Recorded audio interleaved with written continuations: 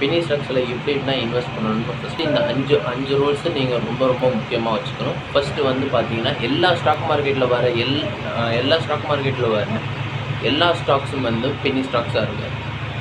அந்த பென்னி ஸ்டாக்ஸாக வர்றதுக்கு முன்னாடி ஃபார் எக்ஸாம்பிள் அது ஸ்கேம் ட்ரேடராக இருக்கலாம், ஆர் ட்ரேடர் இன்ஃப்ளூஷன் ஆகலாம். செகண்ட் ரூல் பார்த்தீங்கன்னா ஃப்ரீ டெபிட் இருக்கணும்.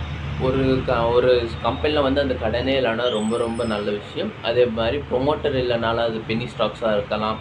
மூணாவது ரொம்ப ரொம்ப விஷயம் என்னன்னா, நீங்கள் அந்த பென்னி ஸ்டாக்ஸ் வாங்கினதுக்கப்புறமா அப்படியே நீங்கள் அந்த ஸ்டாக்ஸை மறந்துடணும்.